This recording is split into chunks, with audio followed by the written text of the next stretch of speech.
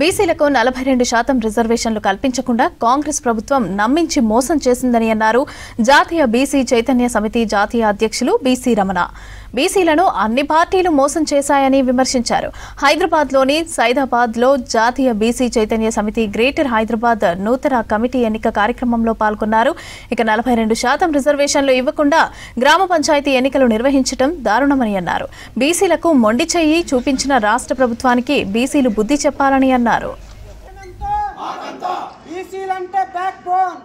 ఈరోజు తెలంగాణ రాష్ట్రానికి సంబంధించి గ్రేటర్ హైదరాబాదు కమిటీలు వేయడం జరిగింది. కమిటీ అధ్యక్షులుగా కావేటి శ్రీకాంత్ గారిని, అదేవిధంగా ప్రధాన కార్యదర్శి కోశాధికారిని నియమించడం జరిగింది. ఈ సందర్భంగా చెప్పే విషయం ఏంటంటే, తెలంగాణ రాష్ట్రంలో 42% రిజర్వేషన్లతోటి ఎన్నికలకు వెళ్తామని చెప్పడం జరిగింది.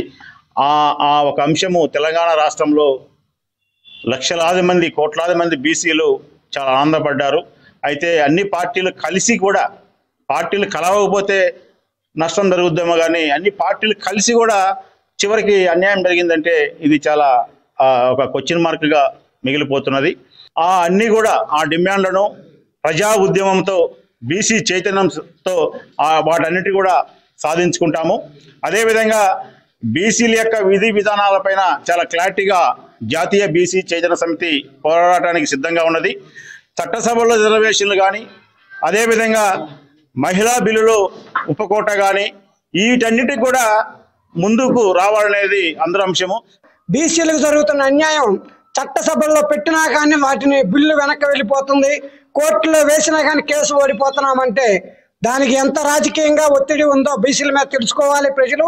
ప్రతి ఒక్క చదువుకున్న వ్యక్తి, యువత అందరూ కూడా ముందుకు వచ్చి ఈ పోరాటంలో మేము సైతం అంటూ రావాలి. బీసీలు ఐక్యతగా లేరని చెప్పాలని చూస్తున్నారు.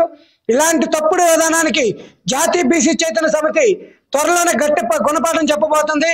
రాబోయే రోజుల్లో రాష్ట్ర తెలంగాణ అధ్యక్షుని ఏర్పాటు చేసి మరింతగా మా పోరాటం ఉంటుందని తెలియజేస్తున్నాం. ఈరోజు నా నమ్మకంతో ఆల్ ఇండియా బీసీ చైతన్య సమితి బీసీ రమణ గారు నాకు ఇచ్చిన పెద్ద బాధ్యతని విజయవంతంగా చేస్తానని మనస్ఫూర్తిగా కోరుకుంటున్నాను.